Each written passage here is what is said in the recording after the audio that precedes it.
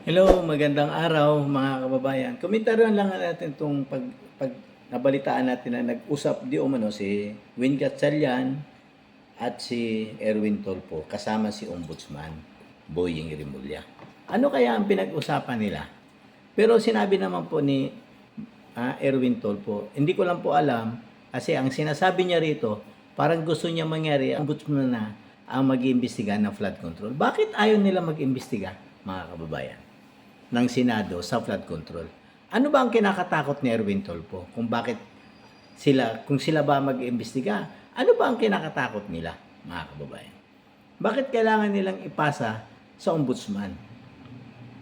Na alam naman natin kung sino lang ang target ng ombudsman, mga kababayan. Papayag kaya sila kay Tano sa ginagawa nila, Gatchalian at Erwin Tolpo, mga kababayan, na ipapaubaya sa ombudsman kay Boying Rimulya ang investigasyon ng flood control? Alam naman natin ito, tinuturo din ito ng Marines, mga kababayan. 6 na malita, 8 yata. 8 malita yata ang tinanggap nito. Di umano, ayon sa 18 Marines, mga kababayan. At si Tito Soto, 6. Di ba po? Paano natin, bakit nila ipapasa sa ombudsman ang investigasyon? Pakinggan lang po natin si Erwin Tolpo, mga kababayan. Pakinggan lang natin sila, mga kababayan, ha? Set up lang natin. Kasi, ang nakakalungkot po kasi dito, mga kababayan, bakit nila kailangan ipasa sa ombudsman? Pwede naman sila ang mag-imbestiga. Everything that has to do with flood control, sila na mag-aawak kasi ang dami na ring ongoing, tumatakbo na. So, kung baka pakialaman pa namin, ika-mapurnada. Gago! Ipapasa na ng Senate Blue Ribbon Committee ang mga investigasyon ng flood control scandal sa Office of the Ombudsman. Yan ang sentro ng pulong ni na Ombudsman Crispin Remulla, Senate President Sherwin Gatchalian at Blue Ribbon Chairperson Senator Erwin Tolpo ngayong araw. Alinsunod sa suwestyon ng Ombudsman na mas maigi kung sila na lamang ang humawak sa lahat ng investigasyon kaugnay ng mga anomalya sa flood control projects.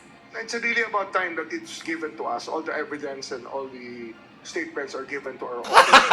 Gago! Ano naman, meron na namang process na ginagawa to make sure that the ends of justice are met. And we're doing it. We're here every day. Sang-ayon naman rito si Senator Tulfo dahil naisumite na dito ang rekomendasyon ng Independent Commission for Infrastructure, maging ang partial committee report ng Blue Ribbon noong si Senator Panfilo Ping Lacson pa ang namumuno. Ang nakakalungkot kasi dito, mga kababayan, bakit nila ibibigay sa ombudsman? Na alam naman natin na ang target ng ombudsman, yung grupo lang nila kay Tano. Katulad nga ngayon kay Loren Legarda at yung mag-ina, akasuhan, ombudsman. Bakit ba umiiwas sila dito sa investigasyon ng flood control, mga kababayan? Dahil ba natatakot sila dahil sangkot din sila dito? O talagang ayaw lang talaga nilang malaman ang katotohanan, mga kababayan? Ngayon lang po ako nakakita ng ombudsman na ang ingay. Linggo-linggo nandyan sa media nagsasalita. Samantala, nung ibang ombudsman dyan, yung galing talaga sa Supreme Court na umupo, tahimik naman ang ombudsman. Kumikilo sila ng tatahimik. Nagtatrabaho sila ng hindi pinapaalam sa media at bigla na lang nagsasampa ng kaso sa Sandigan Bayan. Pero itong bukod tangi itong sa pamumuno ni Boying Rimulya, masyado ang ingay ng ombudsman. Laging nasa harap ng media, mga kababayan. Laging nasa harap sa media at laging puro paganda ang ginagawa. Katulad ng pagsampa ng kaso sa mag-inang Legarda, kay Robin Padilla, kay Tano. Open na open po siya. Pero, bakit pagdating doon sa majority senador, wala kaingay-ingay si Boying Rimulya, mga kababayan? Samantala, sangkot siyang kausap niya si Erwin Tolpo na binigyan di umano ng 8 maleta at si Tito Soto. Bakit nila ililipat doon sa ombudsman ang investigasyon? Kasi kung tutusin, mga kababayan, pwede naman pong ituloy ng Senado yan. Mag-inhibit lang si Erwin Tolpo kasi nga po, isa siya sa tinuturo eh. na nagnakaw dyan, na kumamal ng pera, di umano, ayon sa mga 18 Marines, mga kababayan. Malinaw pa po sa sikat ng araw. Bakit ba ayaw nilang ituloy ito? Utos kaya ito ni Ping Lacson? Dahil alam naman natin, ayon kay Cayetano, si Erwin Tulfo ay tuta ni Ping Lacson. At si Ping Lacson ang aso ng palasyo. Di ba po? Pinag-isipan siguro nila itong mabuti kasi alam naman po natin, nung pagkatapos ng lipatan, naagaw nila ang liderato kay Cayetano, itutuloy natin ang investigasyon ng flood control. Magpapatawag ako ng hearing after SONA. Pagka SONA, Webes, tawag agad. O nagpatawag ba? Ngayon, ang nangyari, iba pala yung pinatawag niya. Pumunta pala sila doon, saka makita.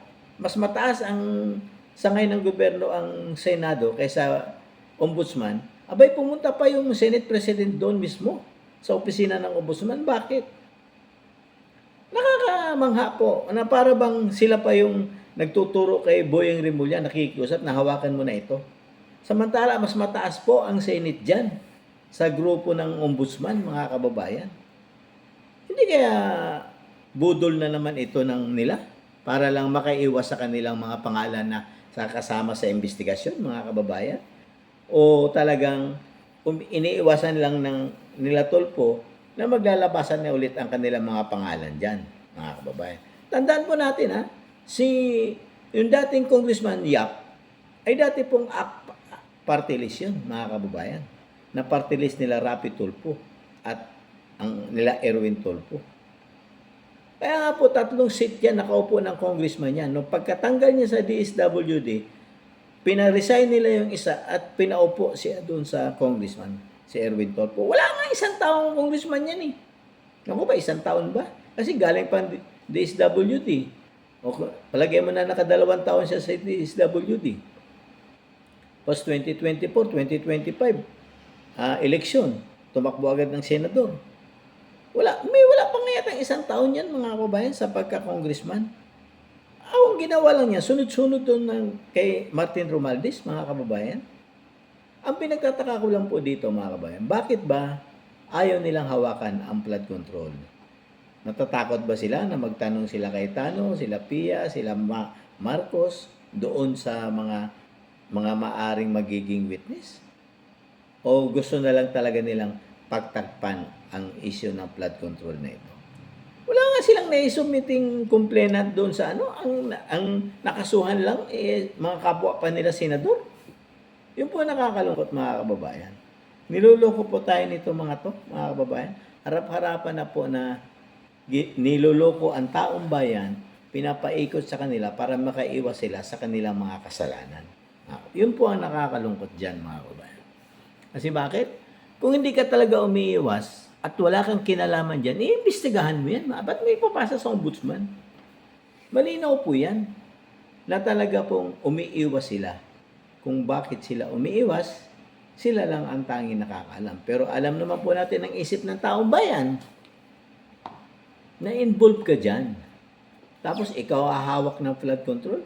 Totoo kaya na ang sa likod ng ito ang lahat na nag-utos kay Pampilo Lacson, kay Erwin Tulfo ay si Pampilo Lacson, at nag-utos naman kay Pampilo Lacson ay ang palasyo, na para bang inutusan si Erwin Tulfo na makipag-meeting ka kay Ombudsman, isama mo si Senate President, kasi aso din naman ni Tito Soto yan si Win Gatchalian, mga kababayan.